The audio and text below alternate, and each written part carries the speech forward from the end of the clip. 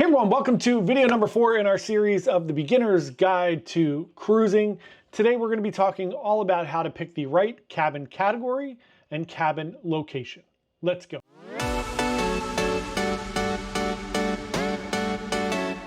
Hey everyone, John here from Byte Size Cruises. Welcome back to the channel. If you're new here, we're a travel agency. Our goal here is to give you the best information possible about cruising so you can plan to go on an amazing cruise vacation.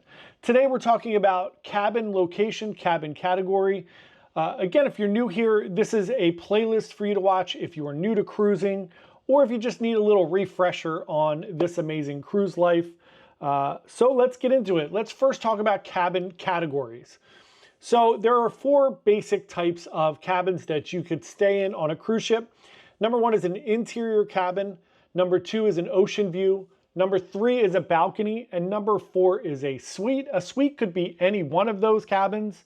It's just an elevated level of service, generally a larger room in the most desired locations of the ship. So let's get into the different categories and what they are and kind of where they're located. So if you go to book a cruise, chances are on the front end, you don't see as much information, but if you're working with somebody on the back end or you get a copy of your reservation, you may notice that you're in a BB balcony or a 4V interior cabin. And a lot of times people will ask me, what do these letters and numbers mean? So let's talk about it a little bit. These are going to be kind of designators of maybe where your cabin is on the ship and also how many people can be in your cabin. So for instance, maybe you're in a 4D balcony that holds 2 people, but there's a 1D balcony that holds 4 or 5 people. So it also will tell you, okay, maybe if you're in the BB balcony, that is kind of further into the middle of the ship. A BF balcony might be further on the outskirts. There are also designations that are different for all different cruise lines. For instance, MSC has like a Bella experience, which is kind of they pick your cabin. There's a Fantastica experience where you pick your own cabin. So there are lots of different categories and different things that you have to look out for. Yet another great reason to talk to a travel agent. Doesn't cost you any money at all. And they'll be able to give you a ton of free advice on where to go, what to do, and what the best locations are. So now when you're in an interior cabin, that just means that you are inside the ship. It means there's no windows, there's no balcony that you could step outside, there's no fresh air. It's just a quiet room in the inside of the ship. And to me, the reasons to book an interior cabin are, 1, they're very economical. So it would be the cheapest type of cabin that you're basically going to be able to book. And they're great for sleeping. If you have a hard time sleeping with light coming into the room or anything, you'll do really well in an inside cabin. It also, in my opinion, forces you to get out of your room. When you're on a cruise, you want to spend as much time as you can outside, on the deck, at the pool, doing fun things. So this will kind of force you to get out of the room and experience life a little bit more. For the interior cabins, they're generally, like I said, they're all going to be located on the inside of the ship because there's no windows or anything. And then they can be located really on any deck.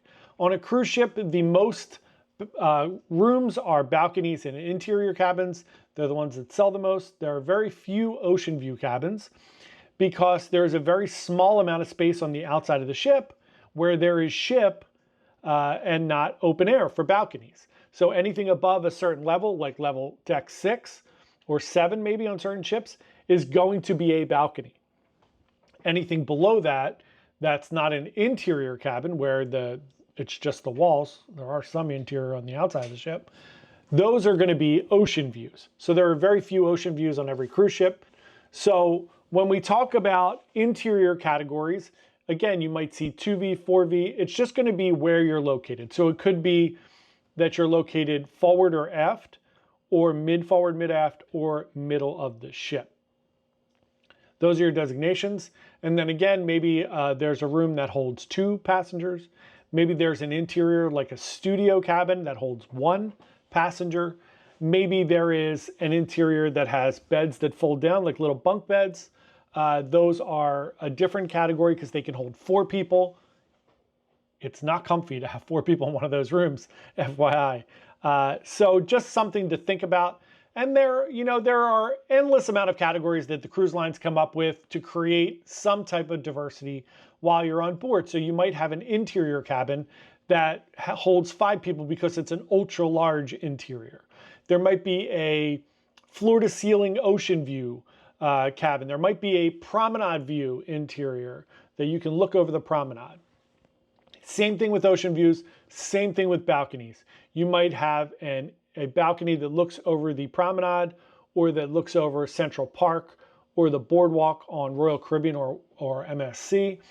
Those are balcony cabins. You can go outside, they're just different. Royal Caribbean and Celebrity also have infinite verandas, they're called. So you don't actually have a balcony where you can step outside. You have basically a window that comes down and gives you just some fresh air. So I wouldn't quite consider that a balcony, but it is considered a balcony category for Royal Caribbean and Celebrity. Now, more importantly, let's talk about the different levels. So again, interior is going to be inside, no windows. Oceanview, you're going to have a window of some sort. Could be small, could be big. Balcony, step out, get some fresh air, or a window that comes down. And a suite could be any or a combination of all those. And basically what you're getting with a suite is an elevated level of service. So you're getting maybe a butler, a concierge, some drinks and different things included. Sometimes you're going to get a very large room, maybe a 1,200 square foot or 2,000 or 5,000 square feet on some of the really large ones. So the sky's the limit on different things you could do, but for intents purposes here, keep those little things in mind of kind of where you're located, what's going on. Now, the most important thing that we're going to talk about is what you should book and why you should book it and why maybe some of these are more important than others.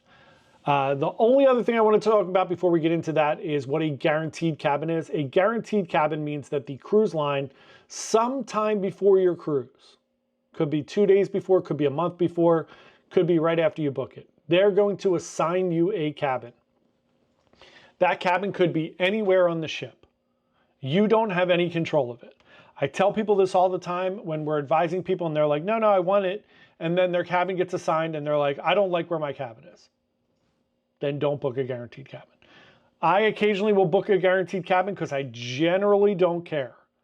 But there are times where I know to look out for certain things and I know what's going to happen, so I am a little more cautious of it. So I would advise you not book a guaranteed cabin unless you truly don't care, but I don't know many people that really don't care. So now let's get into why it is important to pick the right place for your cabin. So when you go on a cruise, one of the things that you want to have is you want to have peaceful sleep, you want to have a really nice experience, and you want to have some privacy. So let's go over some of the things that you have to watch out for. One, when you're looking at a kind of a deck map of your cruise ship, which I recommend you do before you book a cabin, you can pull up any of the deck plans. All the cruise lines have different deck plans. So what I'm going to do here is I'm going to pull one up and we can go through it together and we can look at different things that might be a red flag or different things that might be a green flag. So here you can see we have the Norwegian Cruise Line deck plan up for Norwegian Aqua. On Norwegian Aqua, the thing I like about the way that this deck plan is showing is you can see several decks at once. Usually you have to kind of go through and click on each one to get a feeling, but here you get an idea of where everything's at. So let's talk about deck placement. As you can see, cabins here on Aqua start on deck 5. So you may be thinking to yourself, okay, if I want an interior cabin, maybe I'll go low. And let's talk about the reasons to go low. Generally speaking, if you're concerned about getting seasick, you're going to want a cabin that is low and centrally located to the ship. So if you think about your ship as a straight line here, your ship, if it is going side to side and rocking, you can see kind of the middle part of the ship and lower doesn't move as much, right? It's just common sense. So if you're looking at it from side to side, you want to be as low as humanly possible. Now, I will say that for the most part, if your ship is slightly rocking side to side, it is not a disturbance of your nervous system, which is basically what happens when you get seasick, is your brain can't regulate what your body is feeling. So your ears get all jacked up, everything gets confused here, and it's not regulating what's going on in your brain. So then you get motion sickness, and nobody wants to be sick, so you get seasick. Generally speaking, side to side is okay, not drastically, obviously, but a gentle side to side motion will kind of rock you to sleep. It's kind of like a very comforting feeling. The one that's kind of really bad is the up and down, the heavy up and down pitching of the cruise ship. It's very bad. Again, drastic in any direction is not going to be great. But again, if you're going up and down, you want to be as close to the middle and low as humanly possible to have the most comfort. It's still not going to be perfect. You may still get seasick, but it might bring you a little comfort. Also, tip and trick, that's generally why the casino is on a lower deck in the middle of the ship, just so you know. That way, if you're not feeling great, just go spend some money and you'll feel better. So if you look here on deck 5, when we look at deck 5, there's not much going on here. You have a lot of ocean view rooms, a lot of interior cabins. But what I look for when we're doing this as an exercise is you never want to book a cabin that has something above it or below it that's not another cabin. So if we're looking here on deck 5, there's obviously nothing below it but cabins because it's going to be where the crew is. But if you look at deck 6, you have a bunch of stuff going on here. You have the theater above you. You have the casino above you. And then you have these bars and different things here. So if you were in the back of the ship, I don't think deck 5 would be a problem. There's not much going on there. There are some restaurants and stuff. Those are going to close pretty early. The biggest concern for me here on deck 6 is that you have the massive casino here. Generally speaking, there's people in the casino all night. Crazy. And you have the theater up top here. So if you go to bed really early, it might affect you in the front there. As long as you don't go to bed too early, you should be fine. So if I'm looking at that, I generally wouldn't recommend booking a cabin on deck 5. Obviously on deck 7 and 8 here is all public spaces. Same thing with deck 9. If we look at deck 8 here, you have a lot of outdoor space. You have some food here. Nothing really concerns me except for the local here, which is open 24 hours a day. Everything else should be pretty quiet late at night. So if you were thinking about doing something on 9, I'd probably be okay with it as long as you weren't towards the back here where the local is.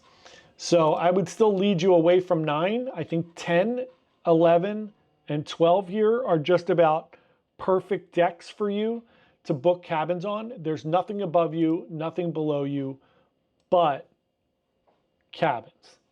Once you get up to 13 and 14 here, you're then getting higher where you're at more of a likelihood of getting seasick. If you do get seasick, some people like to be up here. Some people enjoy being up higher. It is considered a more desirable location. It's where the Haven is. Once we get up here, the Haven's going to be up higher. But once you hit deck 15 here, you can see you have the spa here on 15, right? Which is very nice. And then once you get up to deck 16, you're going to see you have the fitness center above you, so you don't want that. And then you have the Haven here, which should be okay, but you do have a sun deck and some pools out here and things, so you don't want to be directly below that either. And then obviously, I wouldn't recommend being anywhere where you're below the pool and all of that, which you're kind of safe from here. It's actually a pretty good design. There's not too much going on there, although these rooms right here are right below the pool deck, which would be a nightmare. It's very loud all day. And you do hear that noise bleeding in if you have a balcony cabin. So those are some reasons to book those type of cabins. Again, in my opinion, this area right here, this 10, 11, 12 are kind of perfect. You're just a few floors down to a lot of the public spaces. You're a few floors up to all of the public spaces up here. And it's a good happy medium for not being directly in the kind of line of hearing for anything that's going on. Those are some tips and tricks to pick the best type of cabin for you, the location, what type. Again, it's your mileage may vary. Interior is going to be great for sleeping, force you to get out of the room. Ocean view is going to be really nice if you just want some type of a window to be able to see outside. Of course, balcony is going to give you some fresh air. Just remember the interior facing balconies are going to give you less privacy. So be aware of that. And then suites are going to be the sky is the limit. If you have any questions at all about cabins, categories, anything like that, feel free to email me at jp@bytesizecruises.com. Happy to help you. And stay tuned for the next in the series, which will be video 5. Thanks so much for coming. You can watch all the other videos. I'll link a description to the playlist below. Please come along, subscribe, and join us on this fun cruise journey. Have a great day and happy cruising. Bye.